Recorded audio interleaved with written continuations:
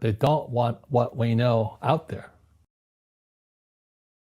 I was on CNN calling the crash of 2008. I said, Lehman's going down. You can check it out.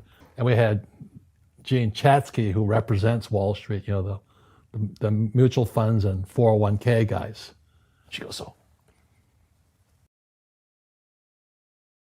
first of all, let's go back to what is financial education?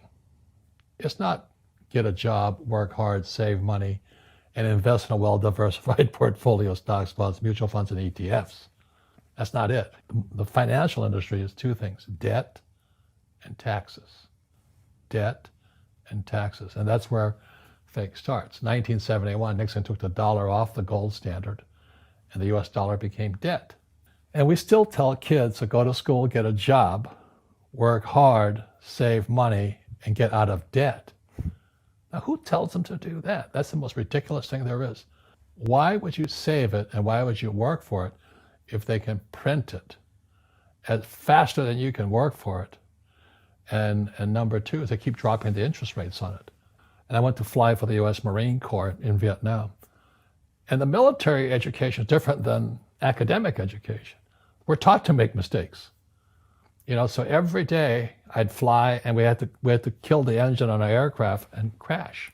We always practice crashing because one day, as you know, you will crash. And you did crash. And I did crash 3 times. But if I didn't practice that, I'd be dead. So what happens to the average person in a financial crash, they don't know what to do. And right now, as you know, for the middle class of the world, we're in a crash. The purchasing power of the yen, the euro, the rupiah, all going down. And people are working harder and harder and harder. And the central banks of the world are printing more money. Interest rates, Trump just told the Fed, don't you raise those interest rates. Well, that screws all the savers. Right. And everyone hears the economy's doing great and the stock market's up, but the middle class and the poor are having a harder time. Correct. Right. And that's why I write and I speak. And so if someone's listening to us that's stuck in that poor middle class trap and they hear it's their fear that ultimately is keeping them from that, that's a hard thing to hear, Robert. But you're going to give them the information about what they can do if they can get out of that fear. Well, every time I do a lot of speaking to the masses out there, Lehman doesn't invite me in because we're gone, but they go, well, what you're saying is risky. And I said, what I do isn't risky for me, but it's risky for you. And when somebody says, what is risk? You have to look in the mirror. Do you know what I mean? For me to fly in Vietnam, that was high risk. But the higher the risk, the more you have to study. So if you're not going to study, you're not going to practice and all that, then you should do what Wall Street tells you to do. Buy 401ks, mutual funds, ETFs and all that. But that's where they're fake assets because they only make Wall Street or the city of London rich. Just watch where the cash is flowing. Follow the money. Yeah. It's not making the poor middle class rich. All Wall Street in America has done is rip off the pensions because, pensions are the biggest pool of money in America. And states like Kentucky, New Jersey, Illinois, California, Hawaii are going bankrupt because Wall Street went in and just sucked all the cash out of their pensions. So the school teachers like my dad, the firefighters and police officers, they have no retirement now. And so that's why it's fake money, fake teachers, fake assets. They're the same system. So why did they take dollar off the gold standard? And what does this mean? What don't we know? So what that meant was in 781, they could print as much money as they wanted. So as the economy of the United States worsened, the trade deficit was going up, they could print and print and print and print. So that's why when you read fake, it says the people that are being screwed today are the poor and middle class because they work for money. The banker friends, they're not working for money. They have money working for them. Yep. Right. Very big difference in mentality here. So we have, in America today, we have, even Ray Dalio of Bridgewater, one of the biggest hedge fund guys in America. He's saying this gap between the rich and everybody else is too wide. Well, you could have seen that back in 1972, because the moment you corrupt money, the very thing that everybody works for, saves, counts on, they were screwed anyway. And our school systems, fake money, fake teachers, fake assets, part of that same system. Government, education, Wall Street, or City of London. And you know, in Paris today, they have the yellow jackets. Yeah, the What's protesters going on in right now. America today are red for ed. All these school teachers are putting on red T-shirts because they know they're being screwed. They're protesting and all this. Their pension plans have been sucked dry by Wall Street. And what do? They put hedge fund managers in to manage the pensions. You got to be kidding me.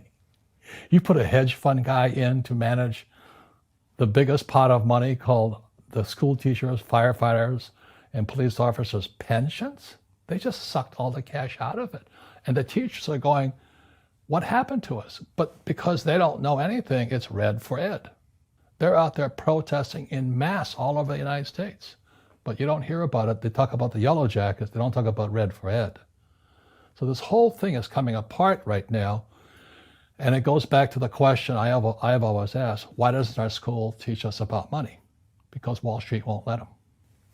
You know, when I was in flight school, my instructors could fly because I flew with them. But in school, you don't know if your instructor is for real or not. That's where the fake teacher comes from. When I was in my MBA program, I was still in the Marine Corps. Back then, this is 73 now, and the students were spitting on me, yelling at me at the University of Hawaii, you know. Wow. I'm there, I was stupid enough to go in my Marine Corps outfit, my flight suit. And they're yelling at me, baby killer and all this. I'm sitting in this classroom, and my MBA accounting teacher doesn't know accounting. And I'm going nuts. I'm not an accountant, but I knew he wasn't an accountant also. So I took him on. I said, are you an accountant? He goes, I have a master's in accountancy. I said, that's not the question. Are you an accountant? I have a master's in accountancy. I said, and I stood up and I said, you know, Marines are not the brightest guys. I said, are you an accountant? Same answer. I said, you're a fake. You don't know what you're talking about. And to this day, when I listen to what people are teaching kids about accountancy, it's bad accountancy. It's confusing. You know, assets put money in your pocket, liabilities take money from your pocket. They count anything of value as an asset. They count your car as an asset, your house as an asset, when it's really taking money from your pocket. Your retirement plan, guess what? It's a liability. It's taking money from your pocket every month. And whose pocket does it go to? Wall Street. And that's why these funds, you know, they sit there, they go, assets under management. That's what they're paid on. You're not making any money, but they're making fortunes on the fees and assets under management. And most of these hedge fund guys and all that, you're not making any money, but they're sucking the fees out every day. And most poor people confuse assets for liabilities. They think their home is an asset. It's actually a liability. Right. And again, that's why I was yelling at the accounting teacher. I said, an asset is a noun, like a house. Cash flow is a verb. So to understand if it's an asset or liability, it takes a noun plus verb. So if the cash is flowing out of your pocket, it's a liability. If the cash is flowing into your pocket, it's an asset. So I own 7,000 rental properties. Those are assets. Every month, the cash flows in. Whereas many people have the big house on the hill and the cash is flowing out and they're going broke. The other thing the poor don't understand is the number one expense for most people is taxes. Well, the reason the rich don't work for money is number one expense is tax. See, there's three kinds of income: earned, portfolio, passive. So earned income is if I get a job, that's earned income. If I'm a doctor or a programmer, that's earned income because I'm working for it. If I buy, let's say, Apple for $10 and I sell it for $20, that's portfolio income, capital gains. Yeah. But passive income, which is cash flow, is never taxed. And so these guys are screaming right now in America, tax the rich. I said, good luck. Because most of the guys complaining, they don't know there's three kinds of income. And the rich don't have jobs anyway. They have assets. And so the average schmo out there, poor guy, you know, sent the kid to school. They don't learn this. So that's why in Fake, as you were talking about it, there's a newspaper article about Jared Kushner. Yeah. And he explains how the Trumps and the Kushners don't pay taxes and make millions of dollars. And the reporter couldn't understand him because our schools will never teach you that three types of income. The tax laws are for everybody to use if you have the right financial education.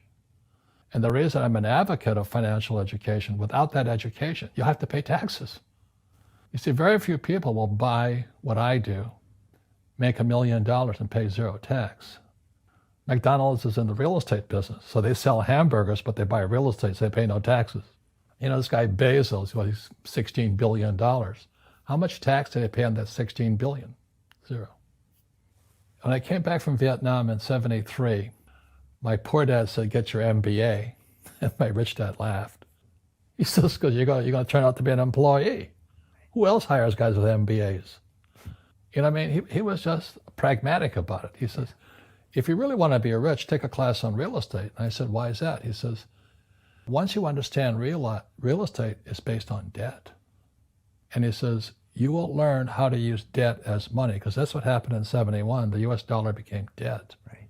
So once you learn how to use debt as money, you can never say, I can't afford it. After the crash of 2008, the banks gave me $300 million tax-free to buy real estate that the idiots had lost. I hate this, and they were idiots because the prices were so high. Why would you buy it at the top of a market? Don't you know that's going to crash?